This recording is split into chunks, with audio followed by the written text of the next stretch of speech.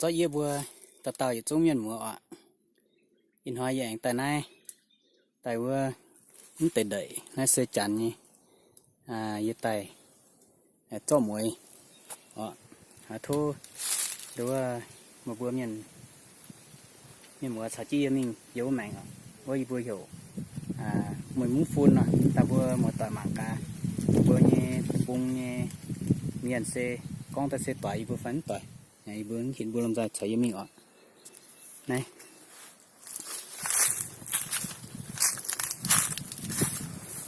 tại trên này tỉa sơn nó mảnh này tay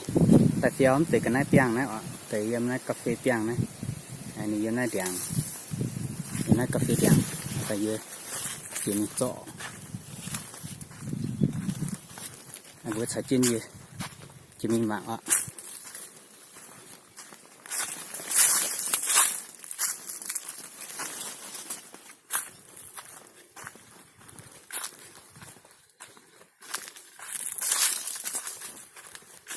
cái thảo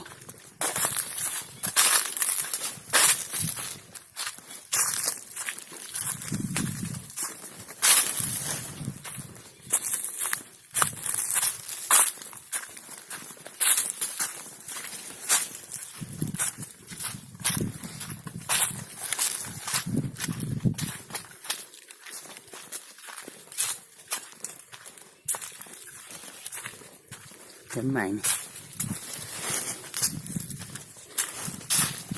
đọc vậy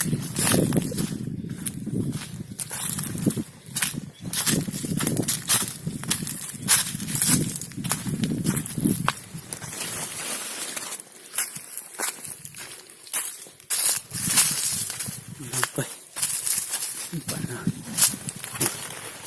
cái này cần đập vào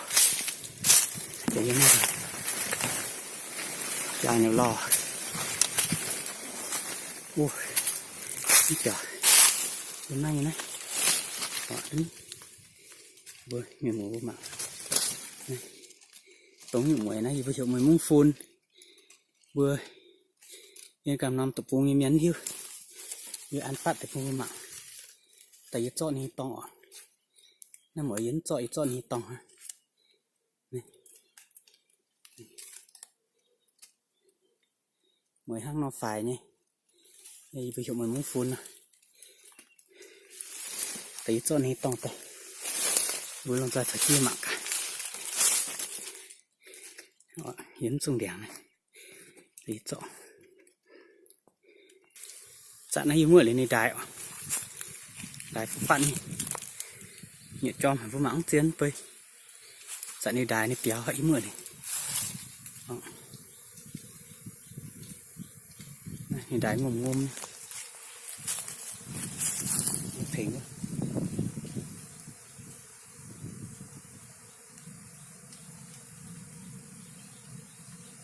kéo dễ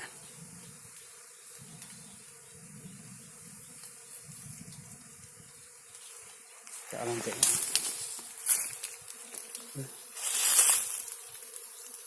những to tôi ngoại hô nhân tề này liên tề này to ha kéo tán miên những vậy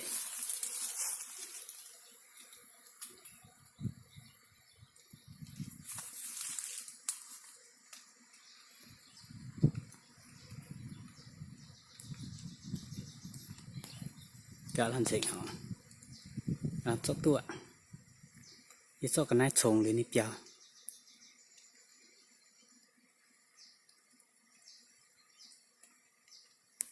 nó tình chia tí cho tăng này tại chữ phụ bơ sẽ chi mạng cậu ạ này em lau hả ạ anh nhỉ phèn tối nên mình tối chín mấy hùng này nè làm tê nè giúp bún cha nhắm bơi trang như vẫn mà tê đài chiếu mày cho mấy mày giúp bắt tung chung này bún chỉ mày ha nó em lau hả chúng mà toàn ạ như toàn chúng mà chăm ạ này bây giờ mình muốn phun như mỗi hăng nó phải nhiều tao miền mỗi tỏi phải mạng lưu quẩn dạo như nó tô thỉnh đăng ký kênh ồ tô lành chinh mà vừa tham ồ. Cảm ơn các bạn. Nếu các bạn nào xem video này, nếu thấy hay thì nhớ đăng ký kênh với like cho em một like nhá. Xin cảm ơn.